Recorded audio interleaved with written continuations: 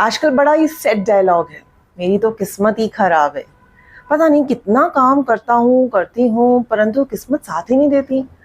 I don't have a luck, I am not at all lucky enough.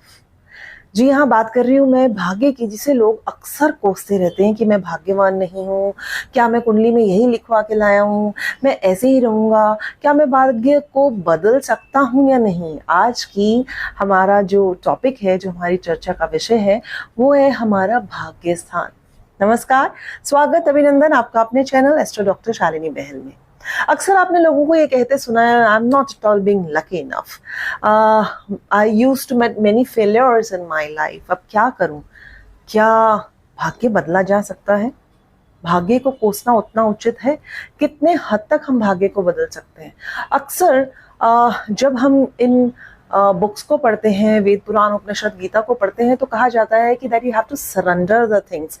कर्म करो, फल की इच्छा मत रखो। But for how long you have to do the karma? Always if I'm doing the work, I'm getting no response or I'm getting a negative response, so I become fed up from my life. What should I do? The normally people, when they just come in front of me and they sit, then we have to discuss certain things about the person regarding the horoscope. Ninth house, ninth lord is a house of a भाग्य in the horoscope. अब ninth house से, ninth Lord से व्यक्ति के भाग्य की आंकलना करते हैं कि चेक करिए कि व्यक्ति कितना भाग्यवान है। If the ninth house and ninth Lord is केंद्र और त्रिकोण, इट्स वाओ। कहते हैं ना, व्यक्ति को कुछ करना ही नहीं पड़ता और अपने आप ही काम बनने लग जाते हैं। या अगर नाइन्थ लॉर्ड और नाइन्थ हाउस इनमें से कुछ भी, और both is being aspected by a योग कारक Jupiter, again it's nothing like, उसकी दशा अंतर दशा में व्यक्ति बहुत ज्यादा राइज करता है। बट अब बाकी का क्या? The one who are struggling with, don't worry about it all. सबसे पहले they are the few tips and one important thing which I want to share. खाली उपाय करने से, कुछ चांदी के सिक्के नॉर्थ ईस्ट में रखने से, या खाली ध्यान पूजा और अर्चना करने से भाग्य नहीं बदलता। Yes, we can change our destiny through the karma. प्रारब्ध कर्म होते हैं, क्रियमान कर्म होते हैं। There are different sort of a karma.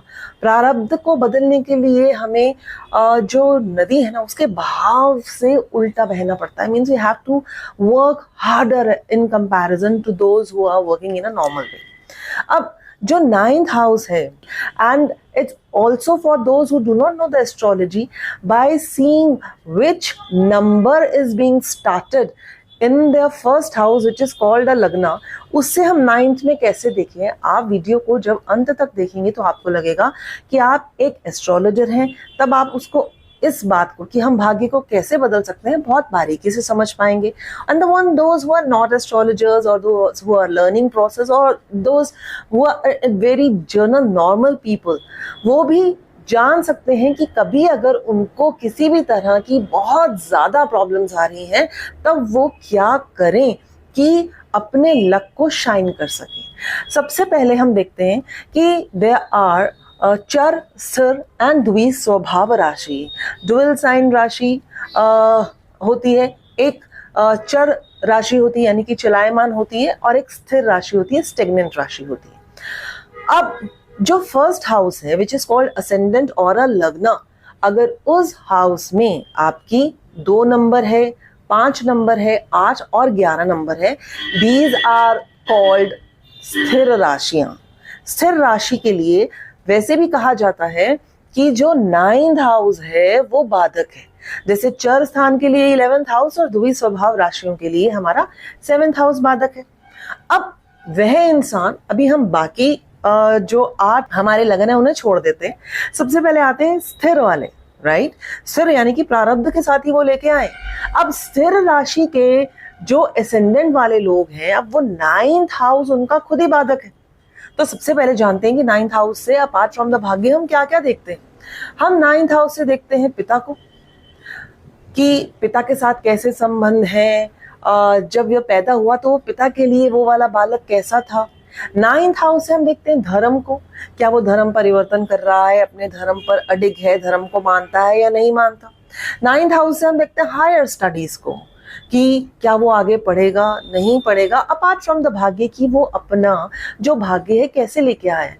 9th house से ही हम देखते हैं गुरु को, मेंटर को, कि क्या व्यक्ति को इस जीवन में मेंटर मिलेगा, क्या गुरु मिलेगा, और अगर ये सब नहीं है तो क्या मिलने के कुछ ऐसी प्रक्रियाएं, कुछ ऐसे कर्म करें कि हमें इन सब चीज़ों की प्राप्ति और अपने भाग्य को और ऊंचा उठा पाए। Yes, definitely it's there.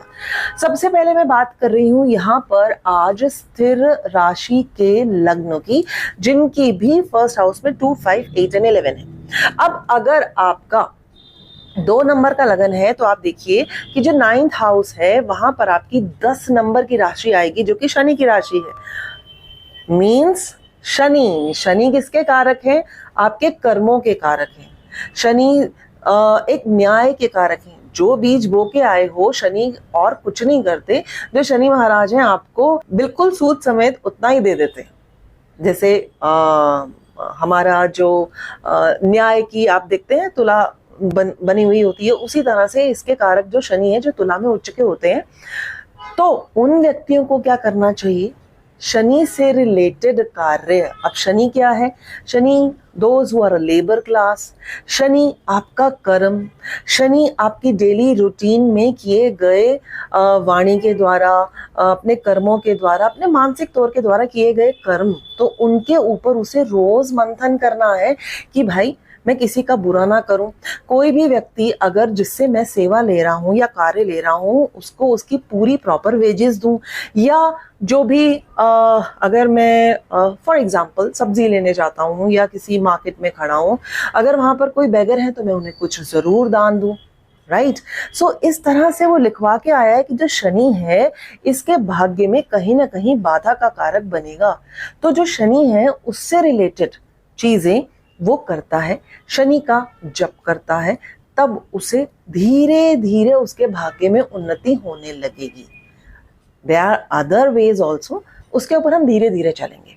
फिर अब जो 5 नंबर यानी कि सिंह राशि के लगन के व्यक्ति हैं, उनके लिए अगर हम देखते हैं तो उनके जो 5, 6, 7, 8, 9, 10, 11, 12, 1, 2 मंगल it comes in the 9th house. Right, अब मंगल किसका कारक है?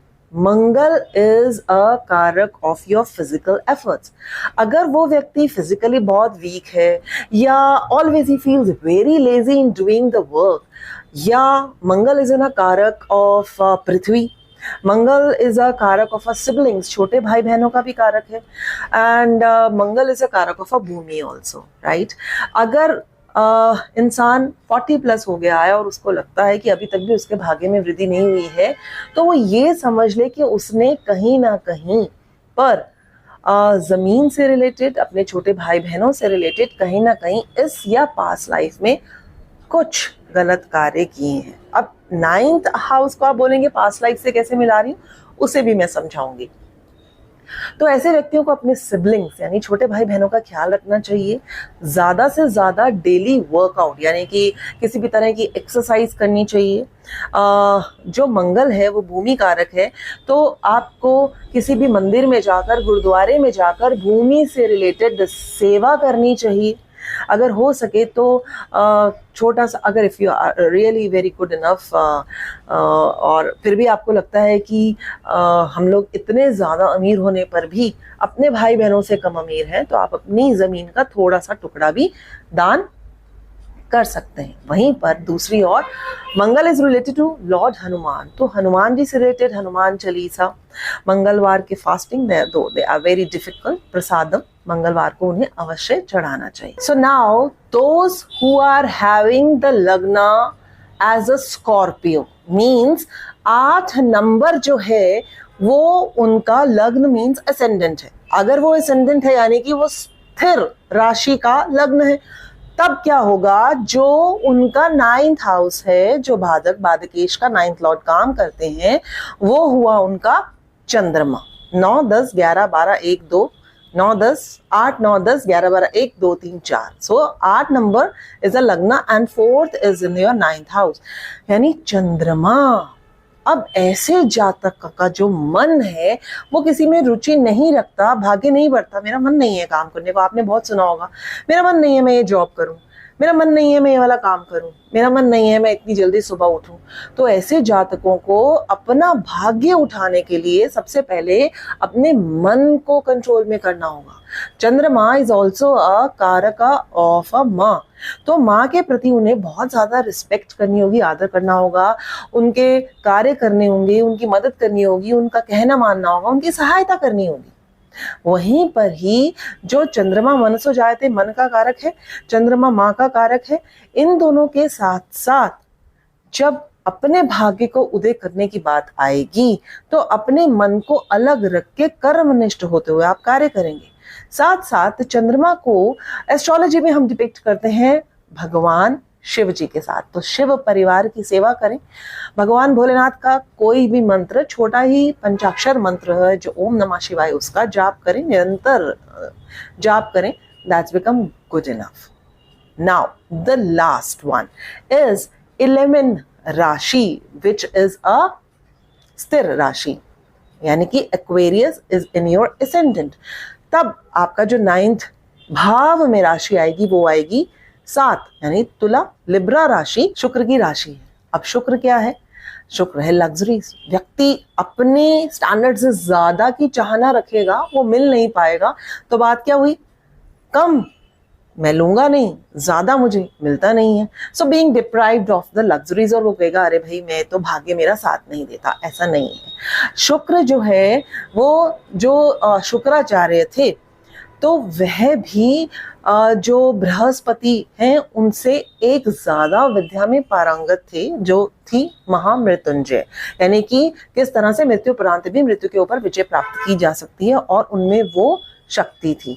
यानी जो शुक्र से रिलेटेड, अब शुक्र से रिलेटेड क्या है? जो भी हमारी लग्जरीज है, बट स्पेसिफिकली शुक्र से रिलेटेड जो है वह आपकी भार्या, यानी कि आपकी पार्टनर, आपकी वाइफ।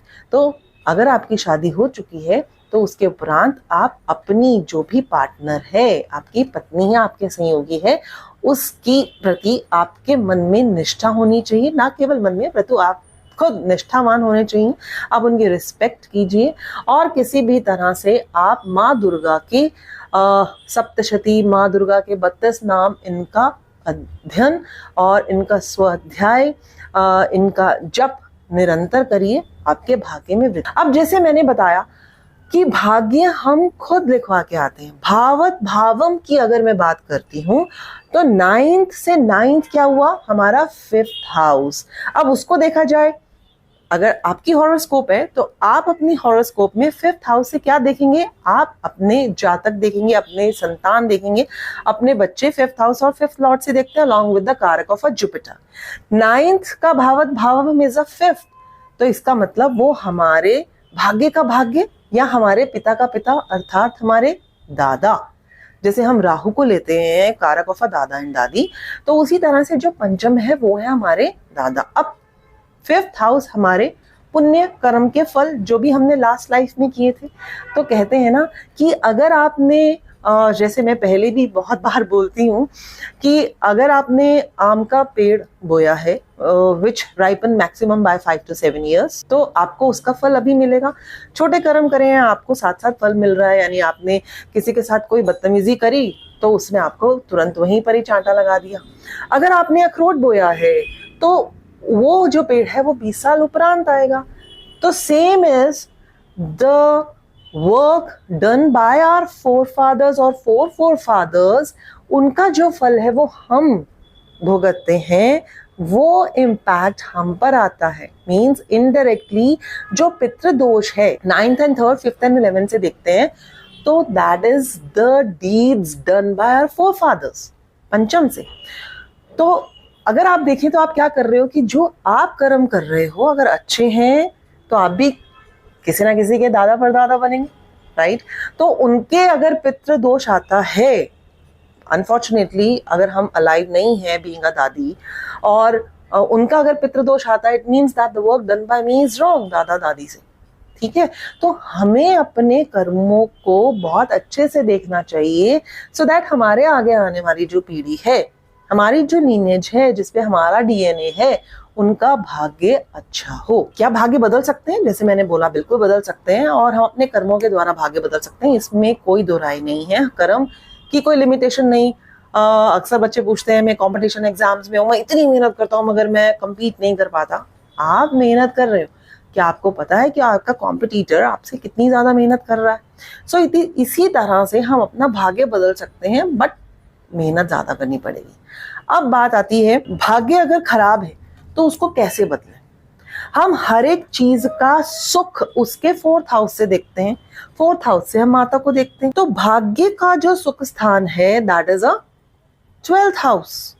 त्रिक भाव में आते हैं 6, 8, 12, ठीक है। और जो भाग्य यानी 9th हाउस है उसका जो कर्म भाव है that is on 6th house. 6th house plays a very very important role in one's life, जिसको हम केवल रोग, ऋण और शत्रु बोलते हैं। तो ऋण is not of this life, of past life also, क्योंकि वो मेरे भाग्य का कर्म है। तो मुझे अपनी जो हॉरोस्कोप है उसमें मुझे 6 और 12th प्लैनेट विराजमान है, उनके ऊपर बहुत ज्यादा ध्यान देना होगा।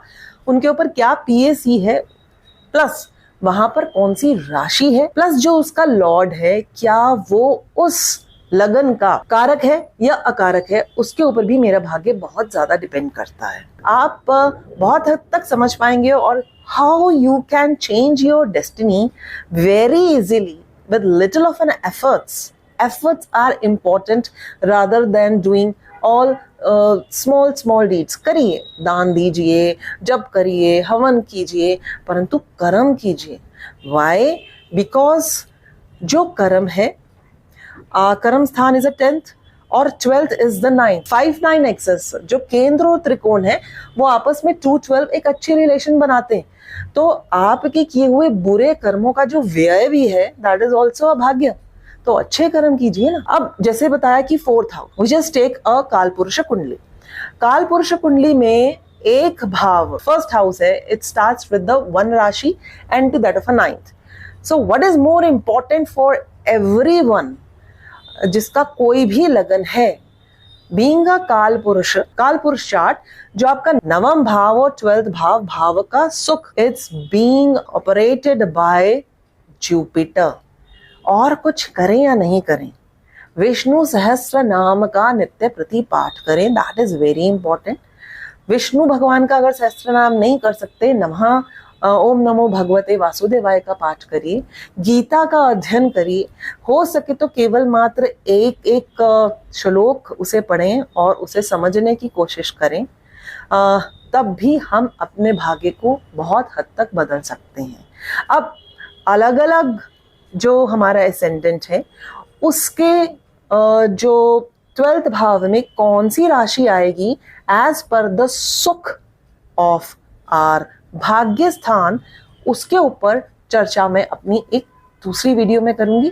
आशा करती हूँ कि इस हद तक मैं आपको समझाने की जो कोशिश की कि क्या हम भाग्य को सच में बदल सकते हैं। हमारे भाग्य के कर्ता धर्ता हम ही नहीं हैं, हमारे एंसेस्टर्स भी हैं।